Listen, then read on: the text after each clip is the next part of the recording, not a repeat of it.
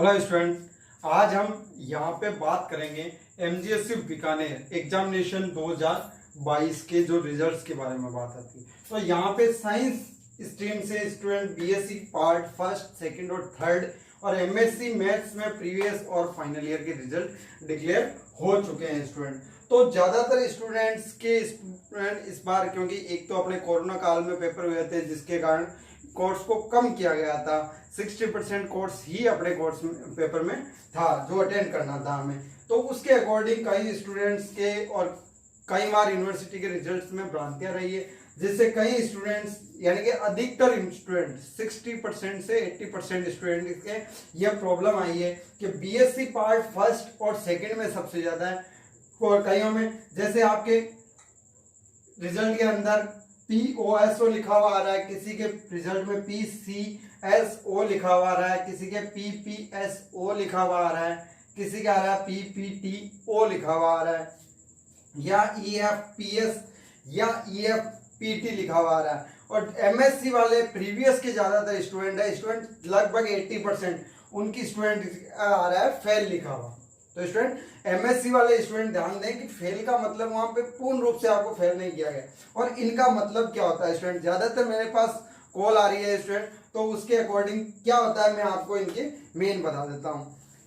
Student. यहाँ पे आपको सबसे पहले POSO का मतलब होता है कि पास इन ऑप्शनल सब्जेक्ट्स ओनली, यानी कि आपके फर्स्ट ईयर में सबसे ज्यादा स्टूडेंट के ऑप्शन आता है POSO, यानी कि जो कंपलसरी पेपर है उनमें आप किसी एक पेपर में या दो पेपर में फेल हो गए हो जो आपको सेकंड ईयर या फाइनल ईयर में पास करना है। इसके यहाँ पे आपको, तो यहाँ पे वो बता रहा है कि आपको जो ऑप्शनल सब्जेक्ट है जैसे फिजिक्स केमिस्ट्री मैथ है, किसी के केमिस्ट्री जूलॉजी बॉटनी है, किसी के मैथ्स जियोलॉजी फिजिक्स है, किसी के केमिस्ट्री फिजिक्स और जियोलॉजी है, उनके उन सब्जेक्ट्स में तो ऑप्शनल सब्जेक्ट में तो आप पास हो, लेकिन जो कंपलसरी पेपर है उनमें आप किसी पेपर में फेल हो गए। तो यहाँ पे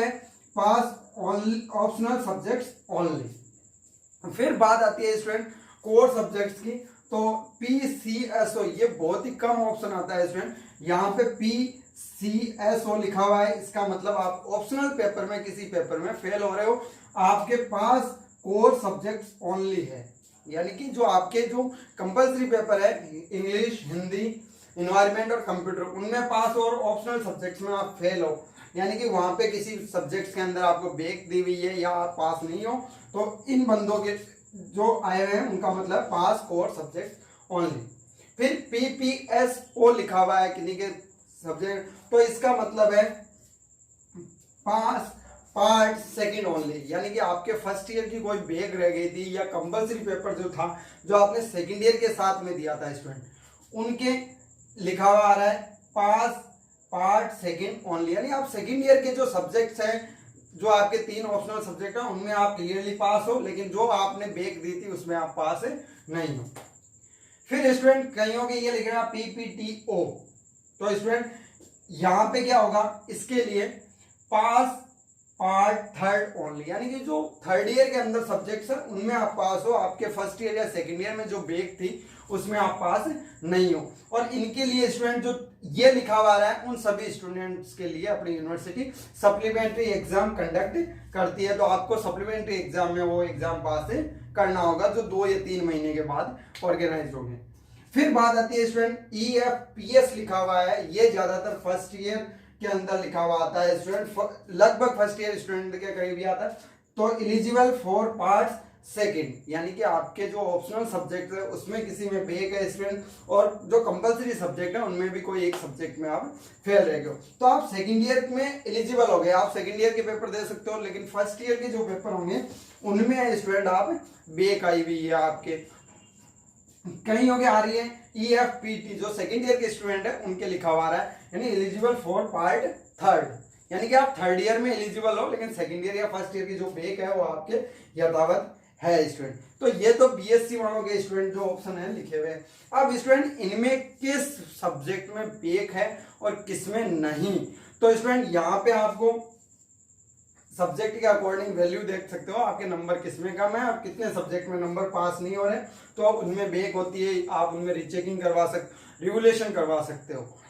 और कई स्टूडेंट जो बैक भी दे सकते हैं, कईयों के रीचेकिंग में जो रिवोल्यूशन होगा उसमें अंक नहीं बढ़ते हैं तो वो बैक देनी होगी सेकेंड ईयर और थर्ड ईयर के साथ। तो स्टूडेंट ये तो अपने बात हुई पीएससी की। अब स्टूडेंट किस सब्जेक्ट में आपके बैक हैं, ज्यादातर स्टूडेंट्स के ये पता नहीं होता, जैसे बीएससी फर्स्ट ईयर वालों को लगभग को पता नहीं है। तो आप, मैंने डिस्क्रिप्शन में नंबर दिया, वहां से आप मेरे को व्हाट्सएप कांटेक्ट या कॉल करके पूछ सकते हो, अपनी मार्कशीट भेज के। तो स्टूडेंट ये तो बात हुई पीएससी वाले। अब बात आती है प्रीवियस एमएससी प्रीवियस और फाइनल ईयर के। यदि फाइनल ईयर में स्टूडेंट आपके फेल लिखा हुआ आ रहा है तो आप पूर्ण रूप से फाइनल ईयर के पेपर दोगे। यदि आपके यहाँ पे फाइनल ईयर के लिए फेल लिखा हो रहा है लेकिन आपके पासिंग मार्क्स आ रहे हैं तो इसका मतलब किसी एक सब्जेक्ट में आपके सप्लीमेंट्री है, तो वो आप सप्लीमेंट्री एग्जाम तो नेक्स्ट ईयर में आपके फाइनल ईयर के एग्जाम होंगे, उन्हीं में ही आप दे सकते हो। एमएससी के लिए कोई सप्लीमेंट्री का एग्जाम कंडक्ट नहीं होगा। फिर बात आती है स्टूडेंट एमएससी प्रीवियस। प्रीवियस में यदि आपको फेल लिखा हुआ है तो आप सबसे पहले देखें कि आपके जो नंबर आए वो टोटल 200 हो रहे हैं या नहीं हो रहे। तो यदि आपके 200 टोटल नंबर नहीं है आउट ऑफ 500 तो भी आपके फेल लिखा हुआ आता है स्टूडेंट। यदि आपके किसी भी सब्जेक्ट में 25 मार्क्स आउट ऑफ 100 ये नहीं है मिनिमम तो भी आपके क्या लिखा हुआ आएगा, फेल। तो किसी सब्जेक्ट में आपके 25 नहीं है तो आप फेल लिखा हुआ आ रहा है,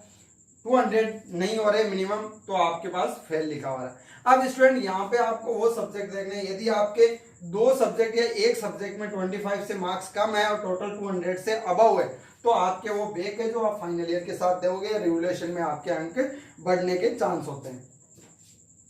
इसमें भी यदि स्टूडेंट किसी को नहीं समझ में आता कि मेरे बैक किस प्रकार आया फेल के, ये फेल स्टूडेंट 80% स्टूडेंट के इस बार प्रीवियस में दिया गया है, क्योंकि एक ना एक सब्जेक्ट में रह जाता है स्टूडेंट। तो क्योंकि कोरोना के अंदर अपना मैटर था, क्लासें नहीं हो पाई थी तो उसके अकॉर्डिंग। तो ये तो बात हुई स्टूडेंट इन ऑप्शंस की अपने रिजल्ट में है। तो आप, मैंने डिस्क्रिप्शन में आपको नंबर दिए हैं स्टूडेंट, वहां से आप कांटेक्ट कर सकते हो, या डिस्क्रिप्शन में मैंने एक ऐप का लिंक दिया है उसके अंदर आप ऐप डाउनलोड करके चैट ऑप्शन में जाके चैट भी मेरे से रिजल्ट डिस्कस कर सकते हो। तो आप स्टूडेंट वहां से किसी भी तरीके से मेरे से डिस्कस करके आप देख सकते हो किसमें आपको रिवोल्यूशन बढ़ना है, किसमें नहीं बढ़ सकते, और आपको नेक्स्ट ईयर कौन से पेपर देने हैं, यानी कि उनकी अपने को उस पार्ट बीएससी सेकेंड ईयर या थर्ड ईयर के साथ हमें किसकी तैयारी जारी रखनी पड़ेगी, क्योंकि वो पेपर भी तो पास करना है। और यदि अपने नंबर बढ़ रहे हैं तो हम रिवोल्यूशन किस में भरेंगे, हमारे परसेंटेज भी एग्री हो जाए। तो ये तो बात हुई स्टूडेंट इनके एग्जाम की।